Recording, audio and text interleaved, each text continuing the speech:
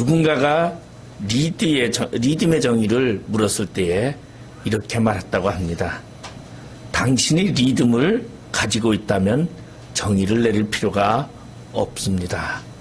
만약에 당신이 리듬을 갖지 않다면 어떤 정의를 내린다 할지라도 도움이 되지 않을 겁니다라고 말했다고 합니다. 이 말을 우리는 비전으로 한번 생각해 보고자 합니다. 이 엘링턴의 말을 인용하면은 만약 당신이 비전을 갖고 있다면 그것이 무엇인지 알 수 있을 것이고 비전을 갖고 있지 않다면 그것이 무엇인지 이해하기 어려울 것입니다. 라는 말입니다. 오늘날 어떤 사람은 그런 말을 합니다. 비전은 보이지 않는 것을 보이게 만드는 것이다. 그렇게도 말합니다. 또한 어떤 지도자는 비전은 현재와 미래를 잇는 달이라고 그렇게 말하고 있습니다. 또한 어떤 이는 비전은 거룩한 꿈이라고 표현하기도 합니다. 그보다 중요한 것은 우리 사역에 있어서 비전은 하나님이 택하신 종들에게 보여주시는 것으로 현재보다 나은 미래를 위한 그러한 선명한 그림 속에서 그리고 그 그림을 하나님을 통하여 이루어지는 그러한 꿈이라고 말할 수 있습니다. 그러면 당신은 비전을 갖고 있습니까? 소망을 가지고 있습니까? 우리는 그렇게 한번 물어볼 수 있습니다. 과연 나는 하나님을 향하여 오늘도 소망을 가지고 꿈을 그리고 있는지 아니면은 그러한 꿈도 없이 그저 맹목적으로 살아가고 있는지 우리 자신을 한번 돌아봐야 할 것입니다. 엘리자베스 키블러 로스라는 여사가 쓴 책이 하나 있는데 죽음의 순간이라는 책입니다. 이 책은 호스피스 운동에 많은 영향을 주었습니다. 이 책에서 목숨이 위험해져 가지고 병에 걸려 죽음에 이르기까지 사람들은 5단계로 반응을 한다고 합니다. 먼저 1단계는 자신이 병에 걸렸다는 것을 부정하는 단계입니다. 그래서 나는 아니야. 나는 절대 병에 걸리지 않았어. 나는 절대로 그런 병에 걸리지 않았어. 반응하면서 도리어 의사에게 당신이 오진을 했다고 소리를 지르는 단계가 첫 번째 단계라고 합니다. 그 다음에 두 번째는 분노한다고 합니다. 왜 많은 사람들 중에 하필이면 내가 이 병에 걸렸을까? 왜 하필이면 나야라고 그렇게 자신을 자책한다고 합니다. 그 다음에 세 번째 단계는 바로 사람들과 거래한다는 것입니다. 아니면은 하나님 앞에 기도하면서 내 죽음을 연기해달라고 요구합니다. 이것이 세 번째 죽음의 3단계라고 합니다. 그리고 네 번째 단계는 깊은 우울증에 빠진다고 합니다. 실망하며 좌절하면서 우울증에 빠져서 삶을 포기하는 단계에 간다고 합니다. 그리고 마지막 5번째 단계는 바로 그 죽음에 대해서 받아들인다는 것입니다. 수용하는 그러한 단계에 이른다고 말하고 있습니다. 오늘날 누구든지 살아가면서 우리는 이 시간에 순응하면서 살아가는 사람이 있는가 하면 거부하면서 반항하면서 살아가는 그러한 사람이 있다는 것입니다. 우리가 살고 있는 이 시간은 제한된 시간입니다.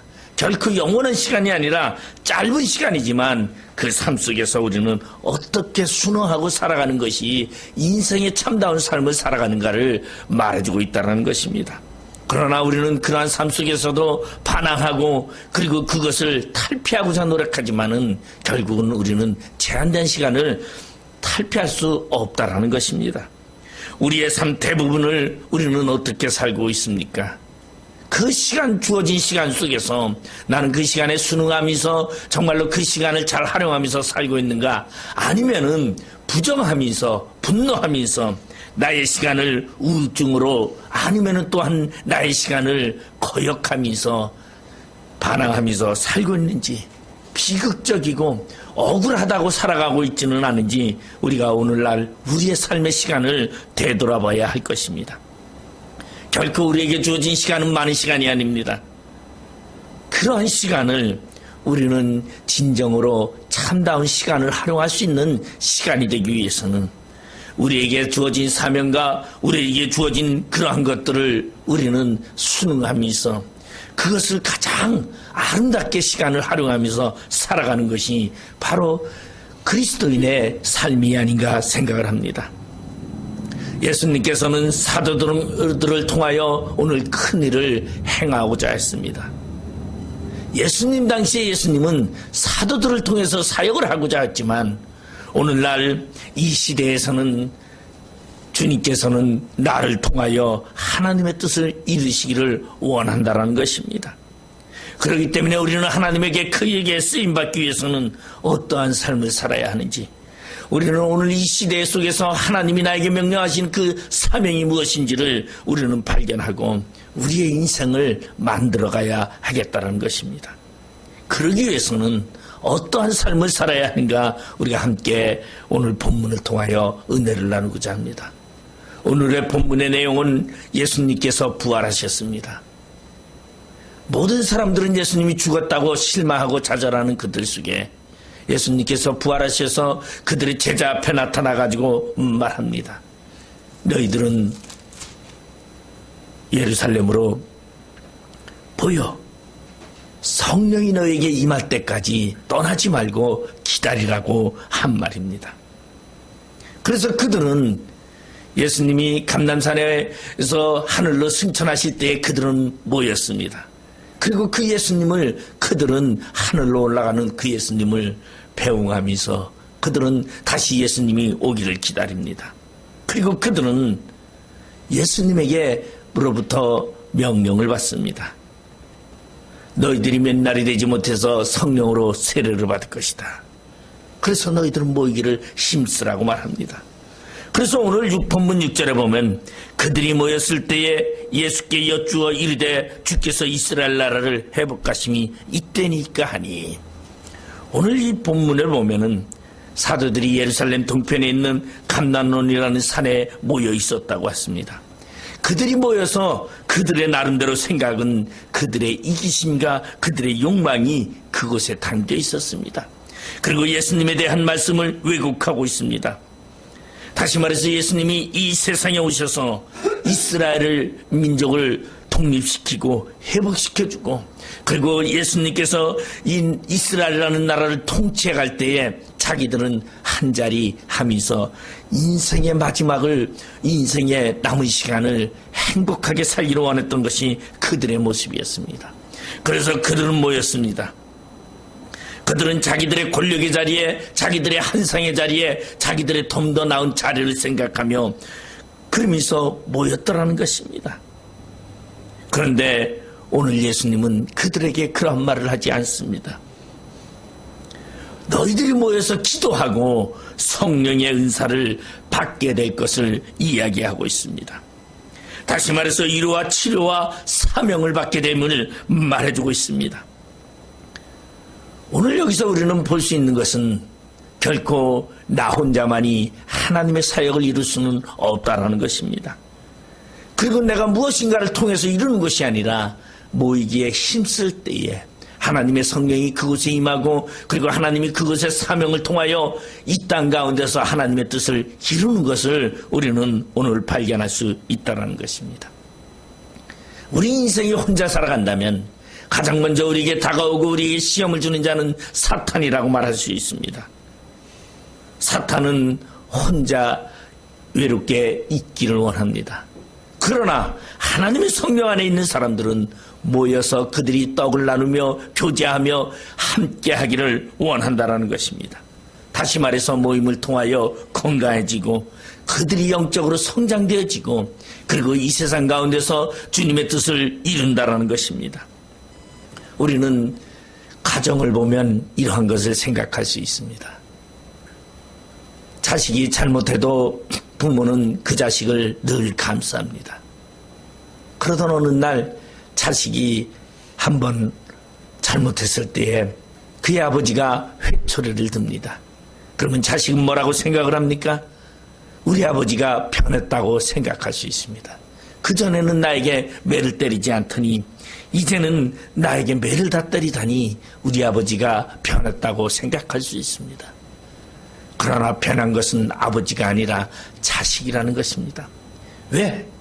자식이 과거에 아버지에게는 용납되어지는 잘못을 저질렀기 때문에 아버지는 그런 매를 대지 않았다라는 것입니다.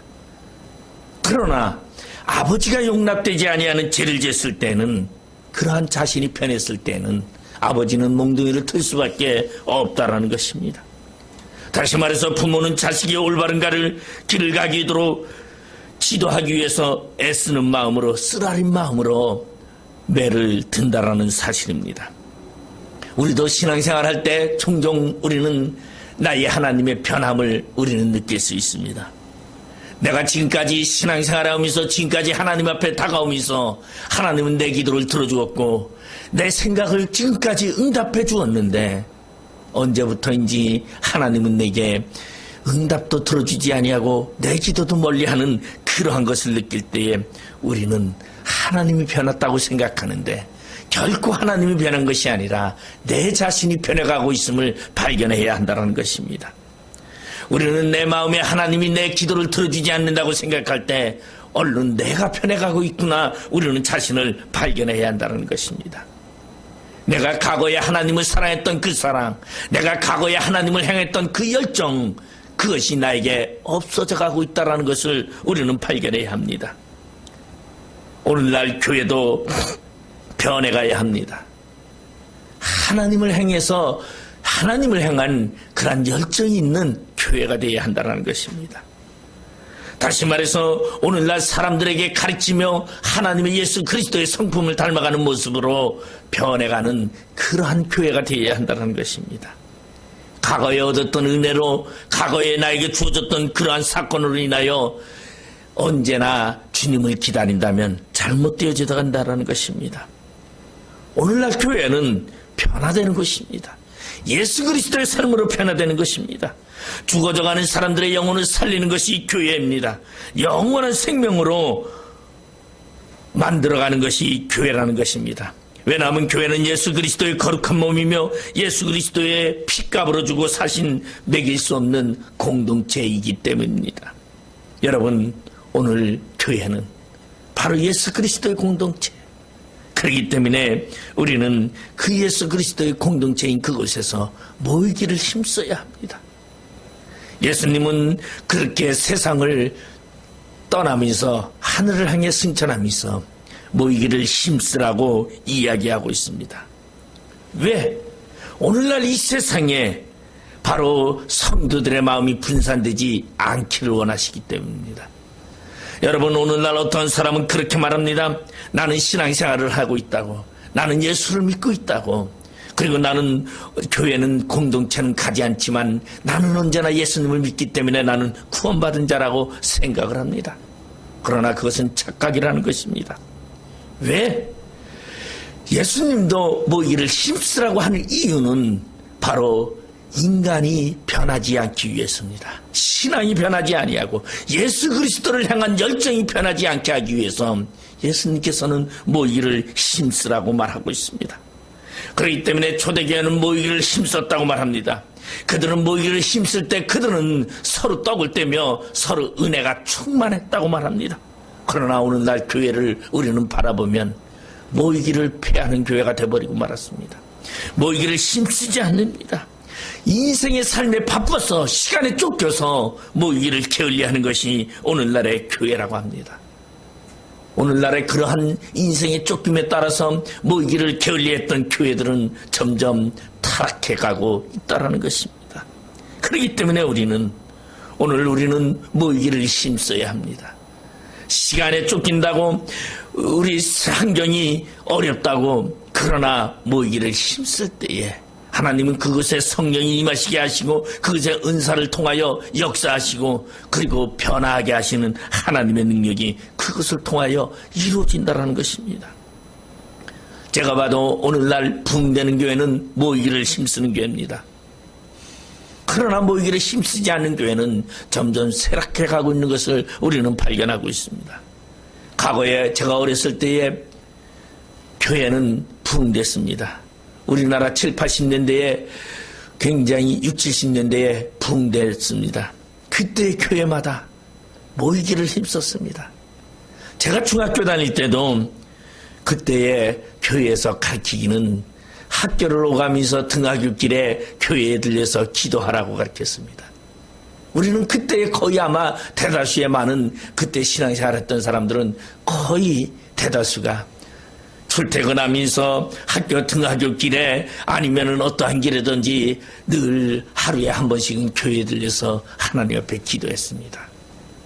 물론 오늘날 교회에서, 집에서, 가정에서 기도할 수도 있습니다.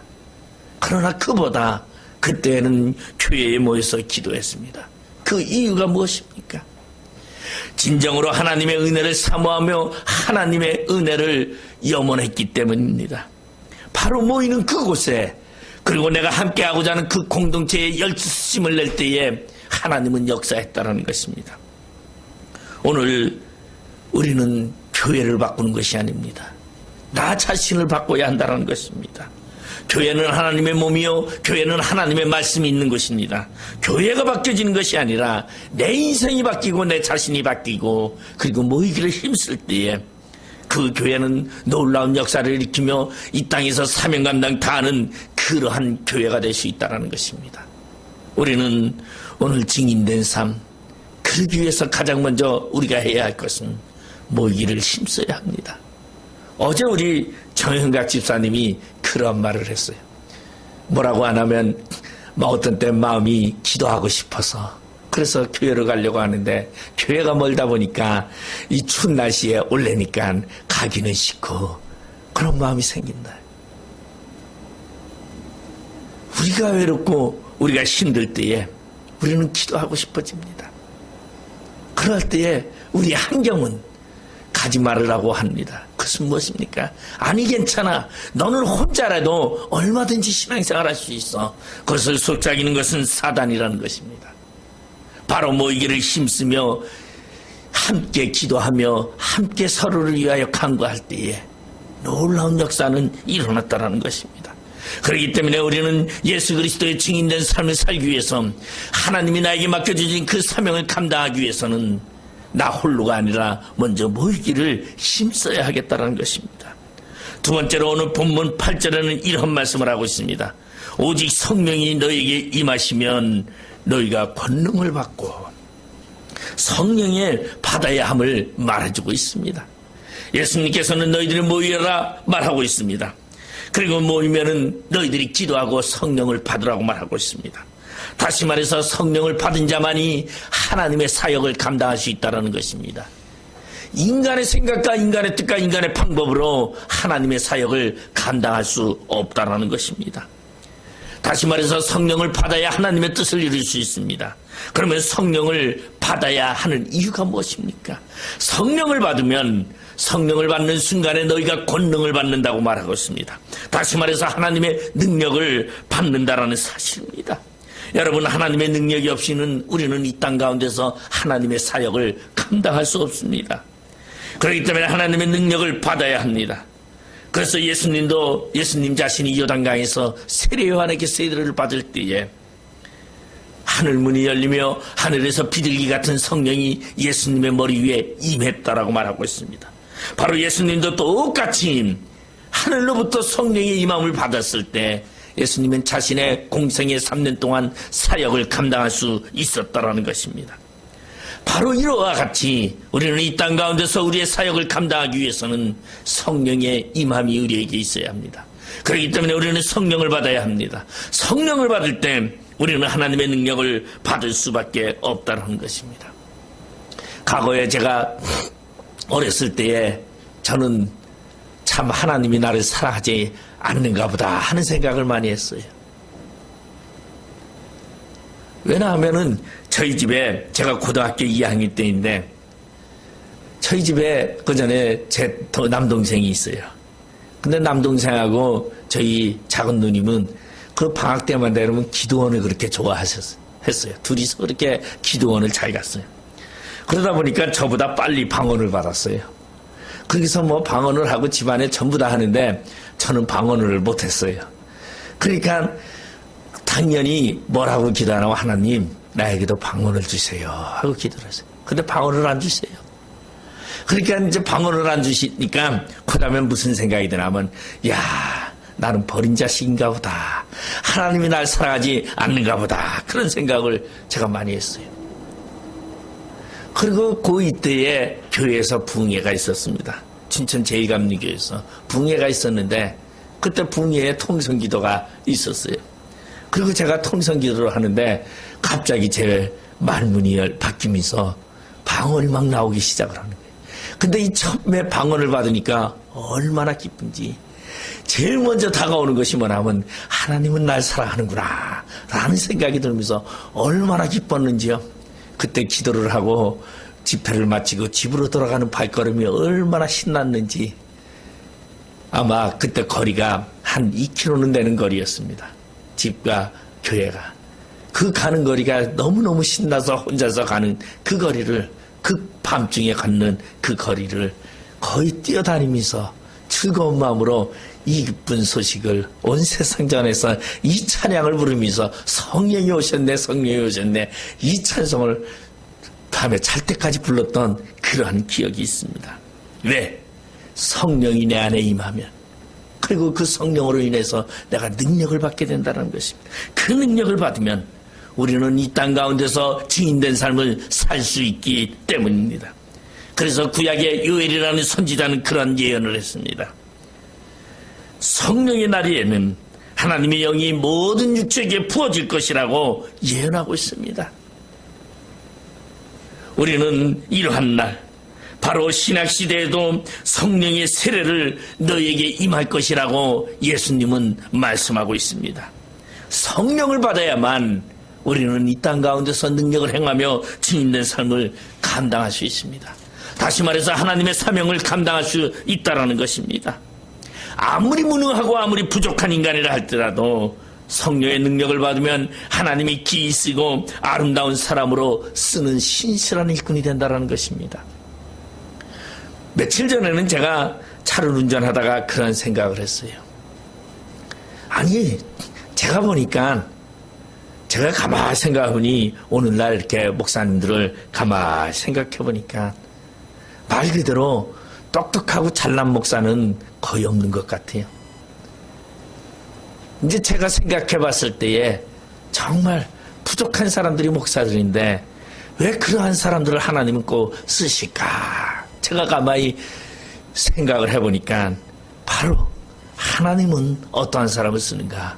무능하고 부족한 사람을 쓴다라는 것을 발견하게 됩니다. 제가 아브라함을 생각을 해봤어요. 그 당시에 수많은 사람들이 똑똑하고 권력 있고 대단한 사람들이 많았습니다.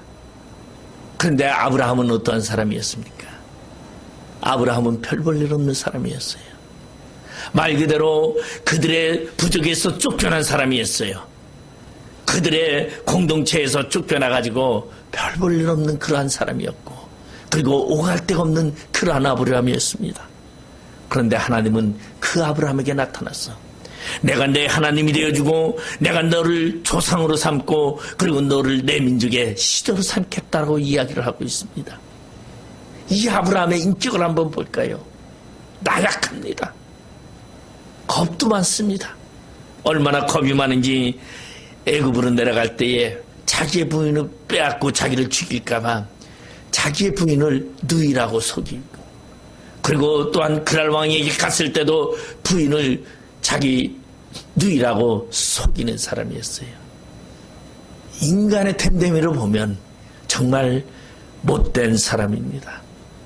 아마 저는 그보다도 낫다고 저는 생각을 했어요. 그래서 제가 아브라함만 못한 것 같은 그러한 생각이 듭니다.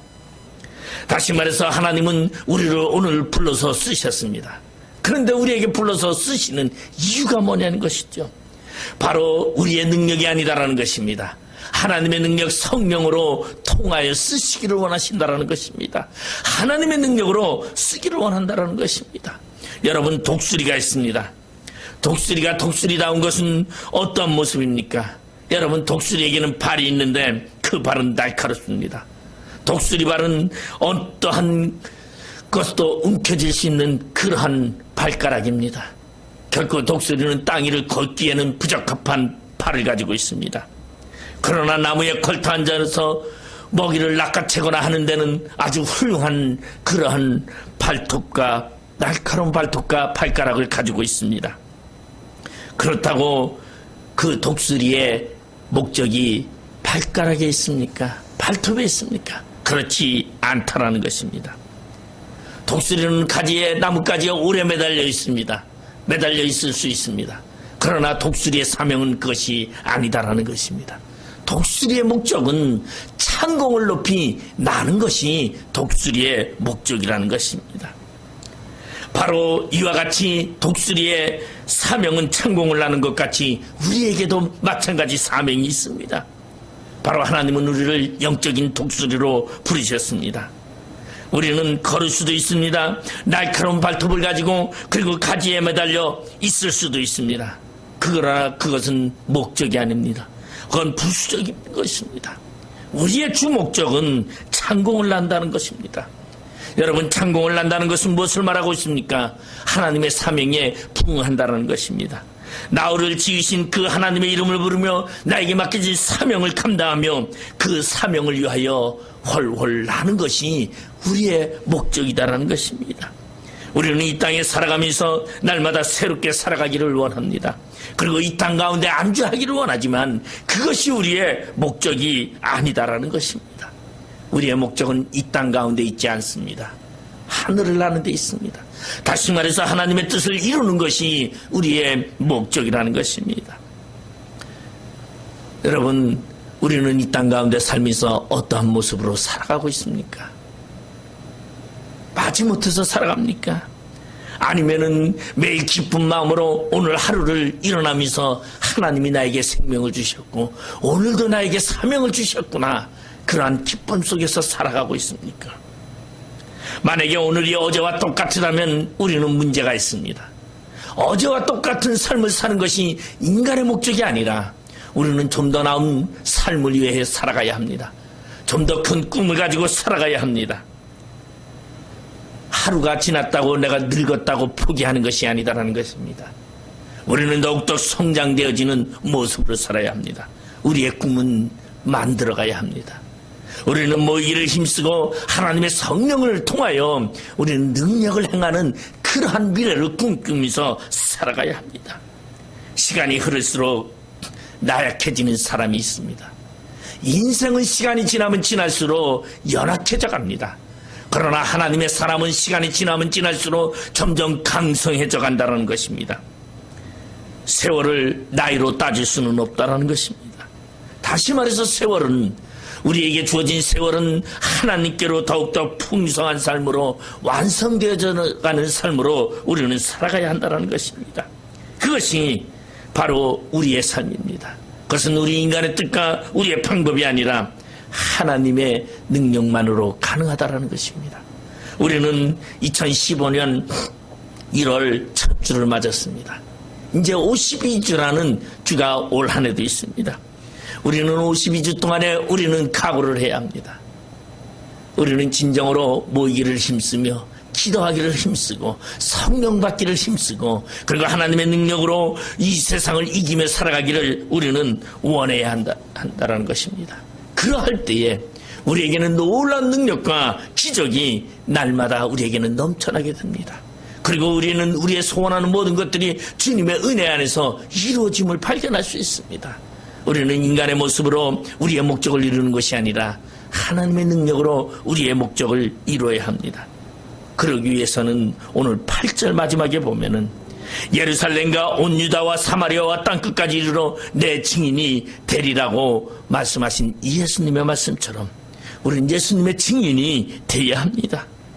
모여서 성령 받고 성령 받아서 예수님의 증인이 되어야 한다는 것입니다. 여러분, 영어로 순교자라는 말은 마르티라는 말입니다. 마르티, 순교자. 그런데 오늘 여기 헬라어로 증인이, 헬라어로는 마르티스라고 말합니다. 내 증인이 되라. 마르티스. 그 이 마르티스는 영어로는 바로 순교자라는 말입니다. 이 순교자라는 이 말은 다시 말해서 이 영어는 헬라에서 유래됐다고 말하고 있습니다. 다시 말해서 중리는 어떠한 삶이냐? 내 증인이다라는 것은 순교자적인 자세를 가지고 죽음을 두려워하지 않는 그런 것을 말해주고 있습니다. 다시 말해서 죽음을 무서워하지 아니하고 예수 그리스도를 증거하는 삶을 살으라고 말하고 있습니다. 그래서 내 증인이라는 말은 예수에 위해서, 예수를 위해서, 예수에 관한 모든 것들을 증거하는 것을 말하고 있습니다. 내 증인이다라는 이 말은 다시 말해서 성령의 강림의 약속의 실현과 더불어 제자들이 본격적으로 순교자적인 삶을 살으라고 말하고 있습니다. 그렇기 때문에 순교자적인 삶을 살기 위해서는 성령을 받지 아니하면 살 수 없습니다. 인간의 생각과 인간의 방법으로는 순교자적인 삶을 살아갈 수 없다는 것입니다. 그렇기 때문에 주님은 분명히 증인이 되려면 너희들이 성령을 받아야 한다고 말하고 있습니다. 성령을 받은 자만이 예수님의 증인되기 위해서 순교할 수 있다는 것입니다.